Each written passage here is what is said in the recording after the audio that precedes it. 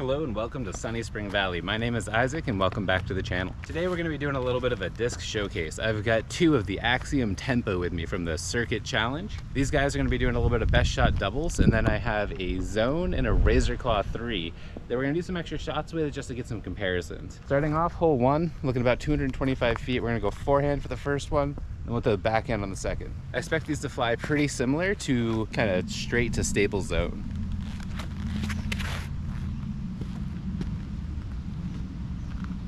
Right off the bat, we're a little bit long left. Didn't take much power, got a little over on it, little flex, got all the way down there. I'm happy with it. I'm gonna go big hyzer. Bit of a left to right wind, so we're gonna try to fight that. Stability should help.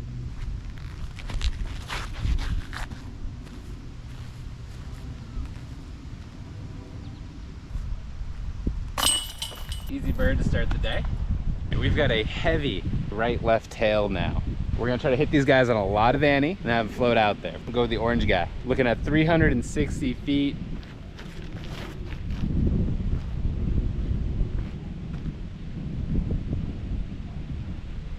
About 290, but straight nose up. Whoa.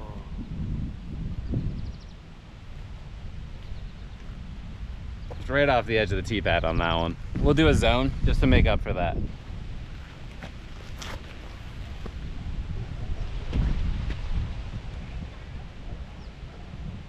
Y'all see that giant bird? Neither tempo really got off to a great start there. We'll give it a little chip up. Not that either tempo really had a good throw. I want to say the zone probably hit just about 300, and then the tempos were sitting right around 290. Either way, for an overstable approach disc, I'll take either. Now we're gonna go tap these in with my dagger, because quite honestly, nobody wants to see me putting with these all day and just missing everything. So I'm calling it a disc showcase instead of a disc review. The idea is I want to see how these guys fly, give them a fair chance in the field, and really compare them to a couple of my other discs. I'm not really going for a review. I don't know if you guys should even care about my opinion about them. See how they fly, make one for yourself. I love this hole. A little forehand, I usually throw the zone on it. A little bit of hyzer the whole way. We're going to try it with the tempo first.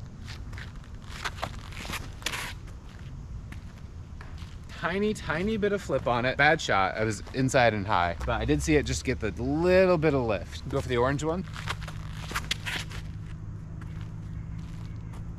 Still a little bit high. We got it right down the middle of the gap though, at least. If any of you watched my videos before, you may have noticed I named the zone for this slot. And that's all based off feel. I pick all of my discs based off feel. To me, right now, these guys feel like they fly really similar to my zones. I have a flippier one, ESP Flex, that gets a little bit of flip. These flip up a little bit less than it. Nonetheless, I don't think it matters too much. The rim feels more shallow in my hand than my zone. I feel like I'm not completely on right here. So what I say is, let's call this a showcase, not a review. I'm gonna show you guys how these guys fly for me, and if they look like a flight that you need in your bag, you go pick one up, see if it feels good in your hand. I'm telling you, that's the best way to pick them. Next hole here today, we're looking at about 225 feet across the water. Gonna go both tempos, obviously, and maybe we'll throw an extra guy in there for fun. I like to do the backhand on this one, because it feels like it's kind of the ace route with that early tree on the left, just kind of blocking off the forehand.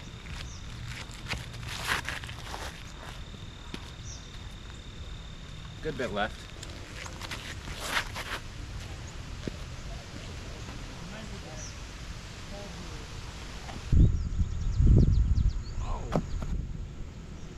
So we take another par there. Honestly, never seen my dagger flip over in the wind like that, but what was I to expect? Straight headwind. Up on the hill here, another probably 230, 240. I'm gonna go forehand on both of them.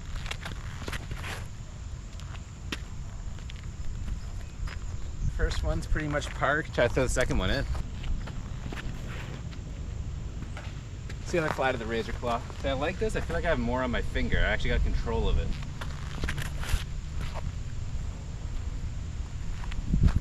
I'd say they flew pretty much on the same line. Ooh, that sun's coming back out and it's getting bright.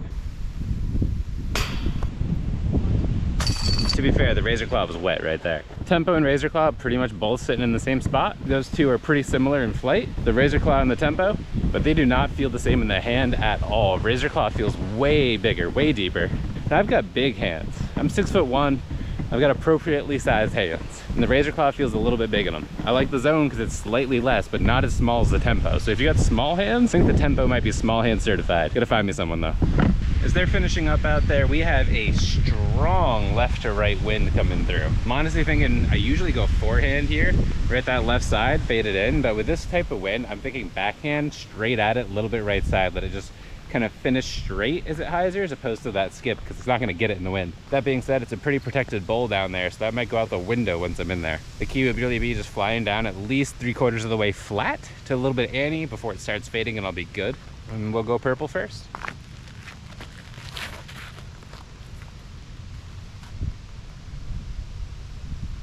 Not bad. That's kind of what I was scared of though, just flying right by it.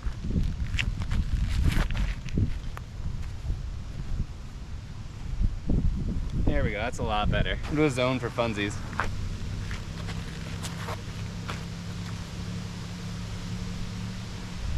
That's another park.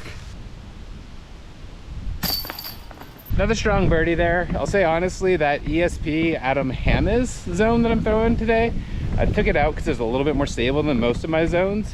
That's holding up. That's a little bit more stable than I'm used to. Not really getting any flip at all on that last throw. Being said, it was a pretty short throw. Compared to the tempo though, I'd say that zone is more overstable. I have an ESP Flex that's my main thrower. That guy is way closer. A little bit of flip up on every throw. The goal is to come in left side of that main tree, just skipping on hyzer.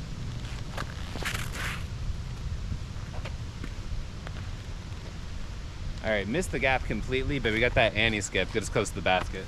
See if we can't get this one left, and why not a little higher? Let's get a run at it. Oh, I was liking that one out the hand. Not much to say about this one here. Straight up the hill, 175 feet. Blast it in there and you're not going too far. So far I'm finding the tempo. This particular plastic, I'm not finding it to be a huge fan of. It's just a little bit slippery on my finger for this type of power shot. The disc is overall flying kind of how I expect, like a zone. Numbers are pretty much the same thing as everybody else's zone. Find whatever looks marketable and put it there.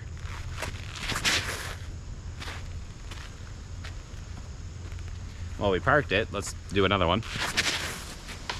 Tried to get higher and got greedy with the ceiling and lost the whole shot. I'm really thinking this compares more to the Razor Claw 3, so we'll throw that again real quick.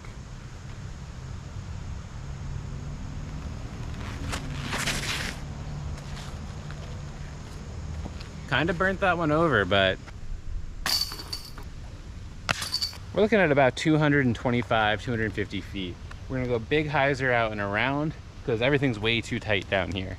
OB is the parking lot.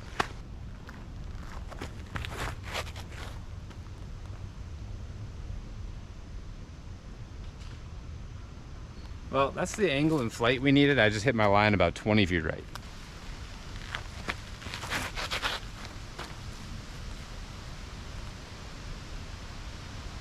I don't know what I got for ground play, but coming into a slope like that, I do believe it should have got a skip with the zone.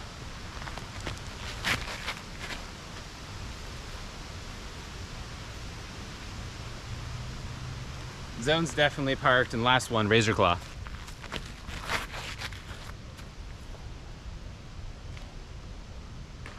That one's OB.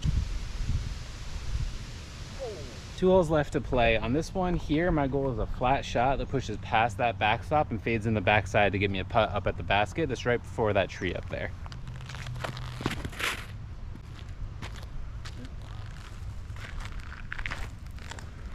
Well, that one was pretty much perfect. Turn that one over. Low ceiling, we're gonna have to see if we can't really drive this. Thought I had that. Oh! What was originally gonna be a ripping headwind has now actually switched to a bit left to right tail. So we're gonna hit these with a big Annie shot that's gonna flex out too early. Thanks for watching today, guys. Like, comment, subscribe. Let me know how these guys fly for you. We'll see you in the next one.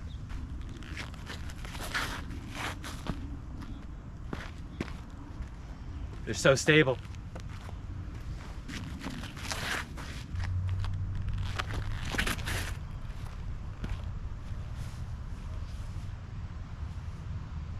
A little bit of turn on the zone, kind of what I expected. We'll do a Razor Claw.